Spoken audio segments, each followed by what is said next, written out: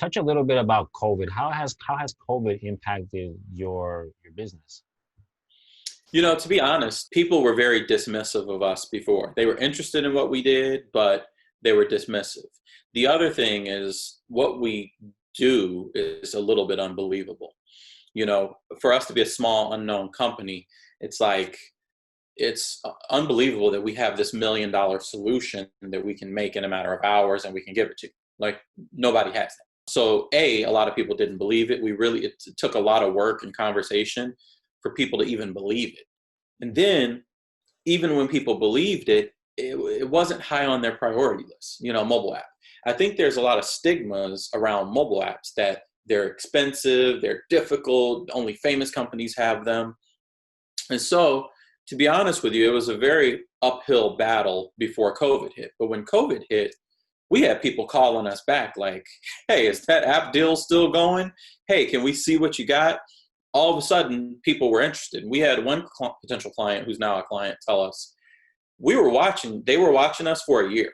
And we were number 6 on their list of things to do in the year, during the year, number 6. And they never were getting through their list enough to get down to number 6. But when COVID hit, we went from number 6 to number 1. Mm-hmm. So to be honest, it really helped us. Like, people had to take us seriously because it's like, mobile apps. Now, how are you going to engage with people? Our technology has always been contactless. We've always been doing that stuff.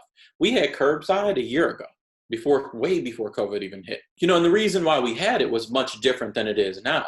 We had it for places in densely populated, high traffic areas where you can't really park. You want to pull up, grab your food from a really famous place, grab your food and, have it brought. We did it for that reason. So our business has exploded. Our growth is probably 500% right now. Oh, wow. Yeah. And then, and we think it's growing. It's on an incline. We think we're probably going to be growing at, an exponential rate for quite a while here, because what happens is every time somebody releases one of our apps, every customer uses it in that community. And people know business owners, and people know people, and people talk, and people, show it. Have you seen this? And because we're legit, and because our technology is legit, once we release it in a new client and people see it, it speaks for itself. People just call us. So we think as we keep releasing these, the fact that we worked on the technology for years and made it what it is, it speaks for itself. So the COVID thing really helped us. It's unfortunate that so many businesses are in the peril that they're in, but for us, it was the opposite. Now we're in demand. Now people take us seriously. Now people listen to us. We're just trying to use it to help businesses, now that we weren't able to help before because maybe they didn't take us seriously. Maybe they didn't prioritize it. We're just trying to use it to help businesses now. I'm glad to hear. Since I've met you, we've discussed certain things and we've shared similar obstacles in the sense that, with what we do, we use social media and video production and we leverage, online presence by using video production. But the same thing, business owners are skeptical on how do you use it? How do you apply it? How does it make me money? The same things happen to us. Like now all of a sudden people are calling us and say, hey, I need my social media. I don't know how to use it. How do I connect it? And it's just one of those things that in the situation that we're in now, where everything is becoming contactless, the internet, and I was mentioning this to a couple of people, how the internet is still relatively new.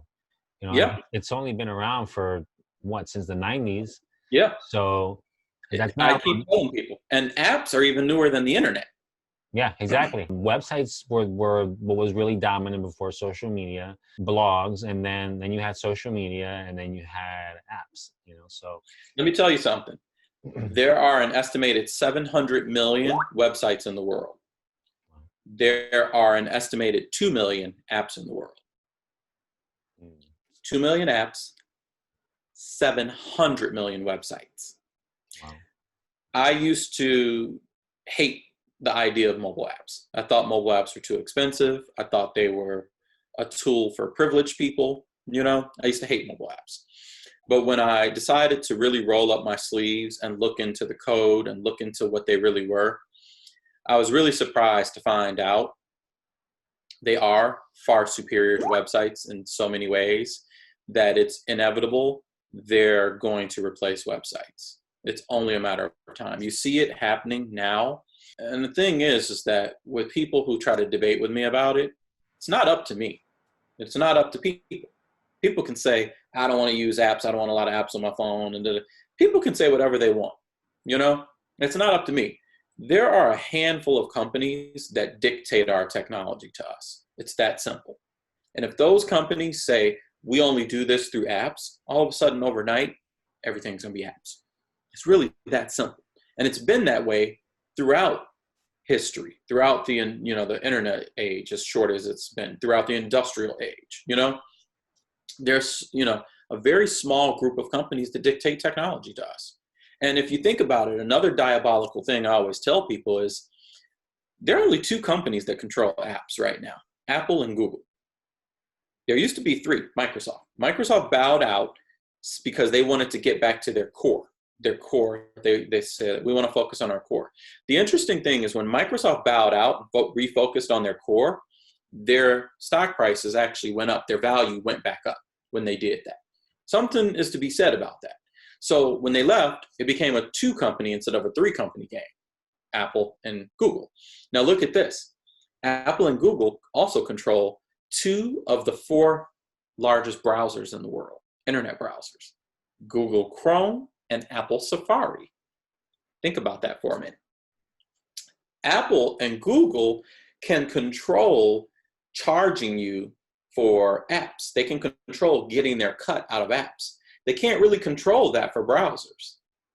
So if you really think about it from a perspective like that, do you really think they're putting that much energy into Chrome and Safari right now?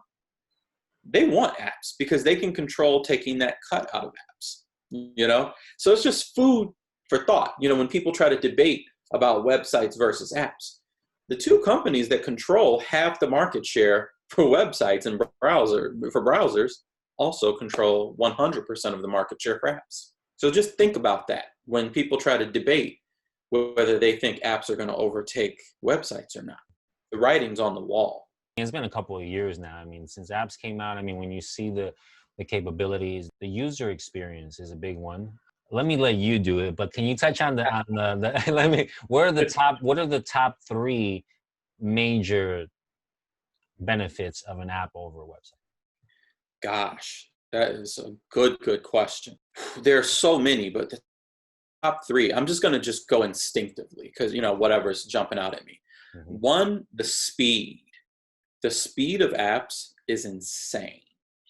You hear these Amazon reports about how they translate earnings to every second it takes for something to load.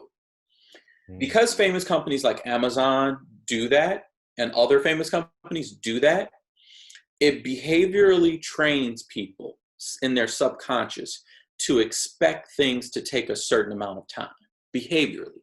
It's instinctively in us, and you can't escape it if you use famous websites because they do this stuff. They make their stuff fast. So what happens is when you use something that's fast and famous, and then you go use a website that doesn't quite have the same speed, you instinctively know it. And it makes humans uneasy. And it makes you anxious, and it makes you impatient. And what it translates to is something called bounce rate. And you bounce, you lose attention, or somebody walks into the room and distracts you, or the phone rings. All these things can happen when stuff isn't happening fast enough. So apps are unique because you can preload enough of the UI, buttons and pictures, you can preload enough of it that when it makes the page, it makes it so fast, and then you can not preload other things that need to be updated in real time. And when you put them together, the preloaded stuff with the stuff that needs to be real time is just so mind-blowing faster than browsers. It's crazy. And that translates to more actions per minute on average. And more actions per minute means more production, more you're achieving more thing per average minute. One of the other things that jumps out to me that's really similar to that is graphics. You talked about the user experience. Websites render at a lower resolution than apps. You hear apps, you hear about phones being in retina and all that stuff. Well, apps are crazy because they can render in a very high resolution, way higher than websites render. So what happens is things are just more vivid and crisp on apps. You can see things more. It's just a crazy, a visceral experience when you look at an app versus a website. And what's funny is, we hear people debate on it so much, but seeing a business owner hold an app with their brand and their colors and logo for the first time is the wildest thing. Because you can't fight it or deny it that there's something different. And they don't know what it is. They just know it's different. And they hold it, and it's almost like they're holding a baby or something. They're like, whoa. And that's what it is. It's that apps render at a resolution that's way higher than what browsers render at. And then the third thing I'm going to throw in there is really a general thing. Apps, they communicate with the phone and the hardware of the phone in a way that websites don't and can't. So apps, the reason why it's called apps is it's short for application. And that application sits closer to the chipsets and the hardware of the phone than a website. A website has to go through more layers before it communicates with the gyro in a phone, before it communicates with the GPS chip in a phone, before it communicates with all these different things that are in that phone as hardware. Apps are applications that sit closer to that stuff, so they can interface with them more. That's why the GPS in apps is insane.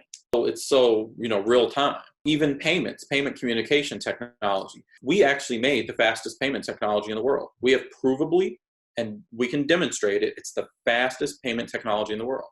It's 15 times faster than Apple Pay with passcode, and it's 5 times faster than Apple Pay with face recognition. Oh, wow. It's instant. Yeah.